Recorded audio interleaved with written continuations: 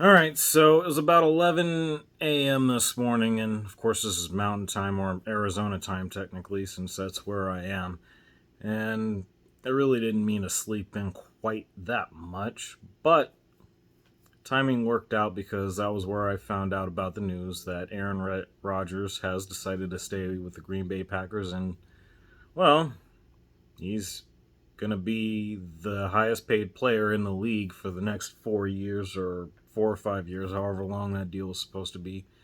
I'm not really going to talk about those details in particular because they're not relevant to why I'm recording this right now, and of course, probably not even that much more than an hour afterwards, news broke that the Denver Broncos have scored a deal which will be bringing in Russell Wilson from the Seattle Seahawks in exchange for Drew Lock, Shelby Harris, Noah Fant, 2 first, 2 second, and they're going to be swapping. Denver gets Seattle's fourth, and Seattle will be getting Denver's fifth. I'm not sure. I'm going to assume all of that is this and or next year.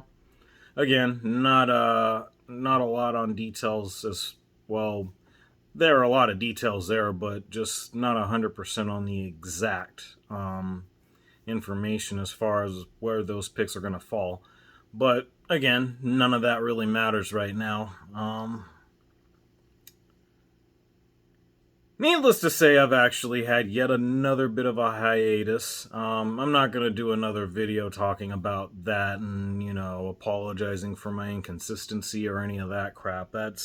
I'm over all that now. I'm over a bunch of stuff right now, to be perfectly honest with you. And, if I come across in a sort of way based on that, that's,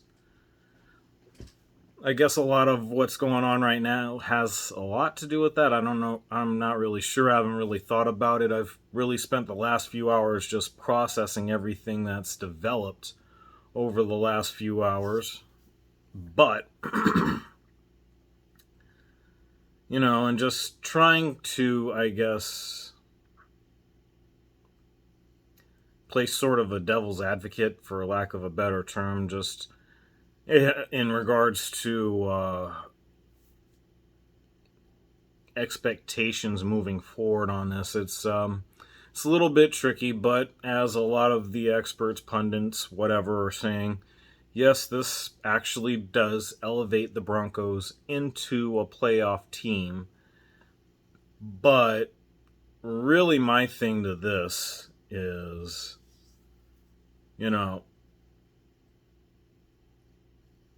just going back to the whole Aaron Rodgers thing, that was something I didn't want to see happen. I really didn't want to see this too much more either, as far as Russell Wilson's concerned. I'm of the mindset that when do we get to a point to where we actually find our guy through the draft, actually have him homegrown? I get it, and I actually have on my monitor where they're doing the little documentary or whatever it was on Super Bowl 48 when, well, anyways, let me leave that one alone because that's only going to yeah. Anyway, moving on, and it's really ironic because they also pointed out that no one else in history has ever gotten traded from one team to a team that they defeated in a previous Super Bowl. That history has been made with this deal.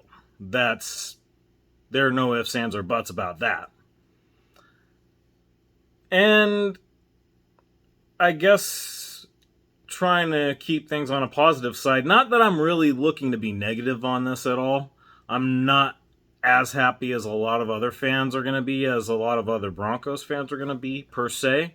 And I know it's a little weird I got a Chicago Bulls t-shirt on, but that's a discussion for another time. Yeah, honestly, I'm not mad about it.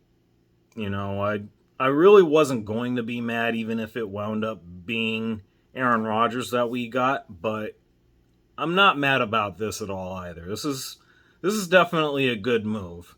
I'm not happy because I honestly for as long as I can remember. Really, from the moment that I found out that we were drafting Drew Lock, I've been rooting for him ever since. And that was even through all the, QB competition with Teddy Bridgewater last season.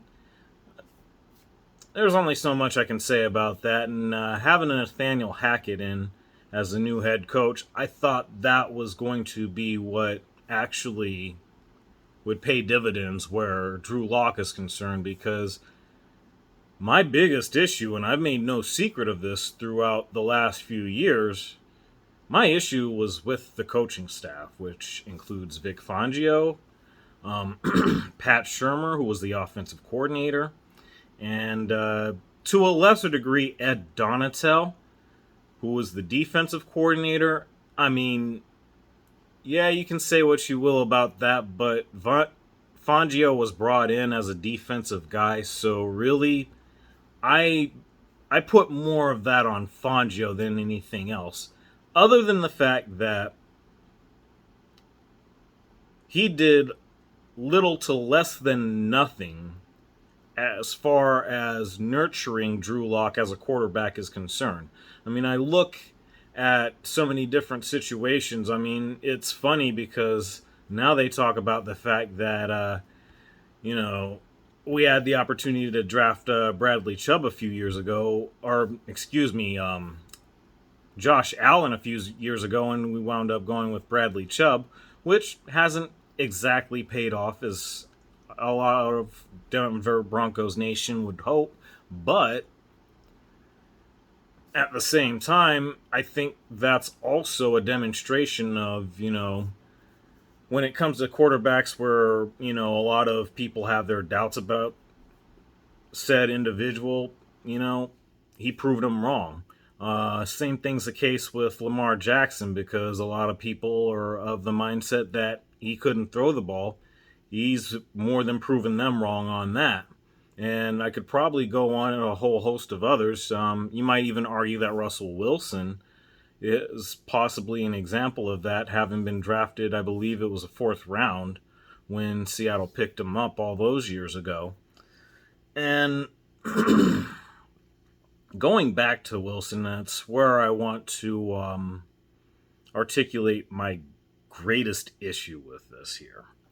And first and foremost, it is a plus as far as getting him instead of Rodgers, just for the fact that he is younger. I mean, my thing with Rodgers is that he's coming in, he's, I believe, 38, 39, last I checked, and, that's on the cusp of 40. Only 2 other quarterbacks so far have really played all that much on a high level after 40, that being Tom Brady and Drew Brees, both of which recently retired.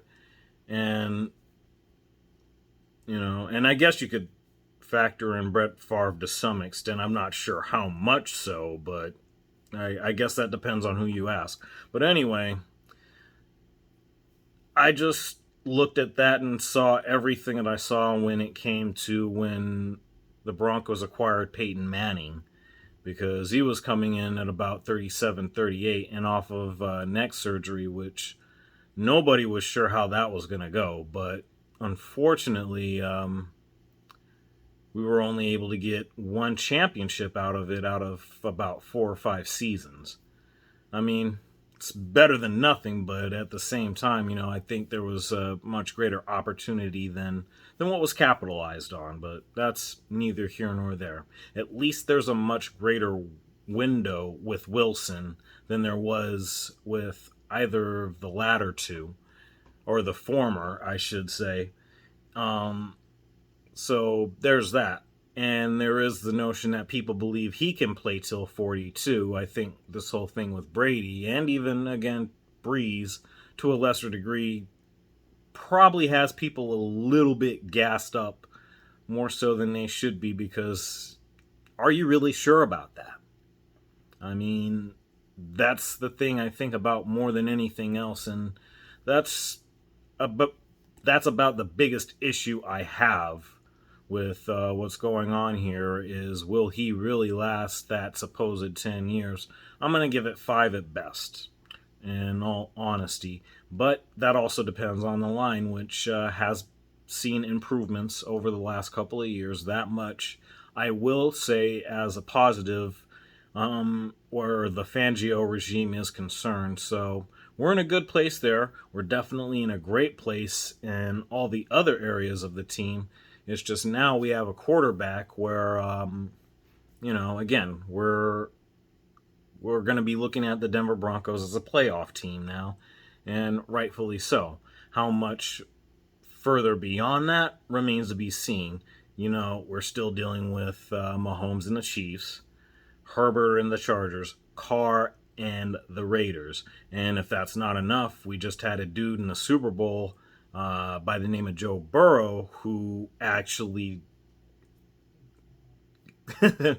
found a way to get it done. Well, the whole team did. The Bengals are fantastic. They're not going anywhere. They're still going to be a factor. Again, you still got Lamar Jackson over in Baltimore. Going to be interesting to see what the Steelers do now that the Big Ben Roethlisberger is no longer there.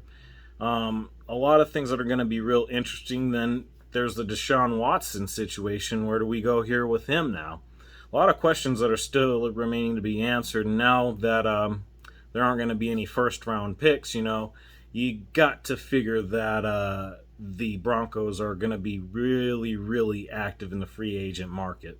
But we'll see how that goes. Until then, I'm not going to do any normal greetings or exits or anything. I'm just going to say thanks for checking me out. Let me know what you think, and have a good one.